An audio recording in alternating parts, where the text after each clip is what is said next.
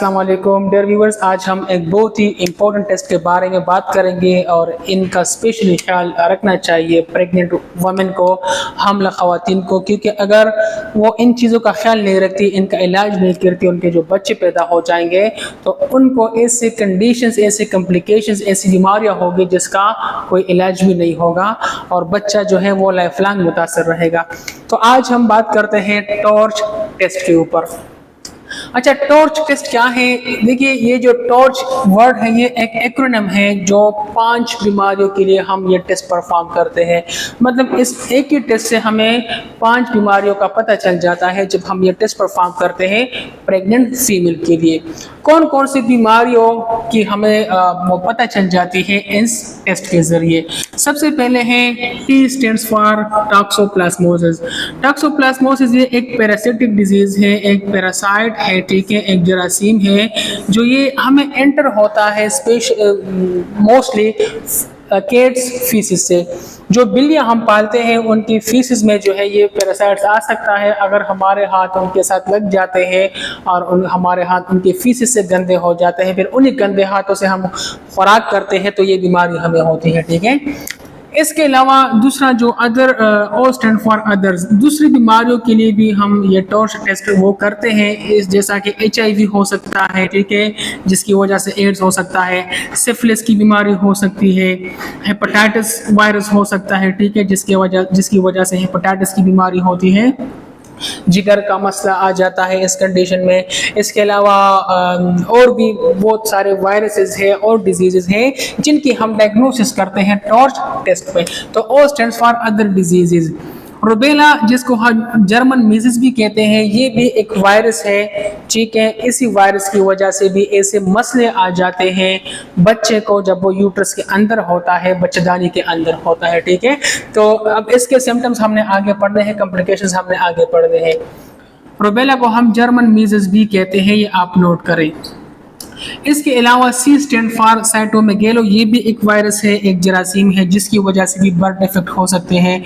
और इसी तरह H stands for herpes simplex virus, ये भी एक वायरस है, एक जरासीम है। जब ये हमारे बॉडी में दाखिल हो जाता है, स्पेशली प्रेगनेंसी कंडीशन में फीमेल को जब ये दाखिल हो जाता है तो उनके बच्चे को बहुत ज़्यादा कॉम्प्लिकेशंस आ जाते हैं। अब इसके अलामात क्या होंगे इन बीमारियों के? इन बीमारियों के जो अलामात होते हैं, जो सिम्टम्स होते हैं, वो ज़्यादातर रिलेटेड होते हैं, एक जैसे होते हैं। जैसा कि फीवर, बुखार हो सकता है फीमेल को, ठीक है, फटीग, थकावट हो सकती है, स्किन के ऊपर रेशेस निकल आ सकते हैं, दाने निकल आ सकते हैं, लिम्फ नोड्स जो होते हैं लिम्फेटिक सिस्टम में वो भी स्विल हो जाते हैं, जैसा कि यहाँ पर वो बन जाते हैं, स्विलिंग आ जाती है, ठीक है। इस तरह ग्रोइन से भी आ सकती है, एक्जिला में भी ये स्विलिंग आ सकती है। जॉन्डिस, यरकान भी होता है फीमेल को। एब्डोमिनल पेन, एब्डोमेन या पेट में दर्द भी हो सकता है मरीज को। सीजर्स, झटके भी पड़ सकते हैं। और डेवलपमेंटल डिले, जो डेवलपमेंट होती है, जो ग्रोथ होती है बच्चे की, वो भी ठीक तरह से नहीं होगी। अब ये वायरसेस जो है ना, इसकी ट्रांसमिशन किस तरह होती है मदर से फीटस को, मतलब ये कि माँ से ये वायरसेस बच्चे को बच्चेदानी के अंदर कैसे आ जाते हैं या जब वो पैदा होते हैं। इसकी जो ट्रांसमिशन होती है मदर टू फीटस होती है, मतलब ये कि माँ से बच्चे को होती है। ट्रांसप्लेसेंटली भी हो सकती है। प्लेसेंटा हम वो एक रूट होता है, एक रास्ता होता है जिसके ज़रिए माँ से खुराक आता है उसके बच्चे को और वो बच्चा वो खुराक हासिल करके उसमें वो ग्रो करता है। इसके अलावा इन्फेक्टेड बॉडी फ्लूइड, अगर डिलीवरी होती है तो पैदाइश के वक्त भी कुछ ऐसा फ्लूइड निकल आता है जिसके अंदर ये वायरस होता है और इसी की वजह से भी ये वायरस बच्चे में दाखिल हो जाता है जब वो पैदा होता है, ठीक है। इसके अलावा ब्रेस्ट फीडिंग, अगर कोई माँ अपने बच्चे को दूध पिला रही है तो ब्रेस्ट फीडिंग की वजह से भी वायरसेस कुछ ऐसे होते हैं जो ट्रांसफ़र हो सकते हैं, जैसा कि HIV virus, human immuno deficiency virus, जिसकी वजह से एड्स होता है, और साइटोमेगेलो वायरस, तो ये ट्रांसफ़र हो सकते हैं। अब अगर किसी फीमेल को इन बीमारियों में से एक भी बीमारी हो जाती है, एक भी वायरस या पैरासाइट्स की वजह से हो जाती है बीमारी, तो उसके बच्चे को क्या क्या मसले हो सकते हैं। बर्थ डिफेक्ट हो सकता है, ठीक है, कंजेनिटल डिजीजेज हो सकती है। जब बच्चा पैदा हो जाए तो उसको पैदाइश से पहले बीमारी हो सकती है, जैसा कि CHDs हो सकती है, कंजेनिटल हार्ट डिजीजेज, जो बच्चे को पैदाइशी दिल में वो सुराख बन जाता है, ठीक है। इसके अलावा ब्रेन डिफेक्ट हो सकता है, दिमाग भी ठीक तरह से नहीं बनता, और भी हो सकता है। इसके अलावा अगर ये पॉजिटिव आ जाता है तो मिसकैरेज भी हो सकती है। मिसकैरेज का मतलब ये कि जब फीमेल प्रेग्नेंट हो जाए और प्रेगनेंसी मतलब 1 या 2 महीनों के बाद वो बच्चा ज़ाया हो जाए, ठीक है, टाइम से पहले वो पैदा हो जाए, गिर जाए, इसको हम कहते हैं मिसकैरेज। प्रीमेच्योर बर्थ भी हो सकता है कि बच्चा जो है ना वो अपने दौरानी से पहले पैदा हो जाए, 6 महीनों बाद या 7 महीनों के बाद उसकी बर्थ हो सकती है, ठीक है, प्रीमेच्योर बर्थ जो कहलाता है। इसके अलावा लो बर्थ वेट, जो बच्चा पैदा होता है तो उसका वेट भी नॉर्मल नहीं होगा, वेट भी कम हो सकता है।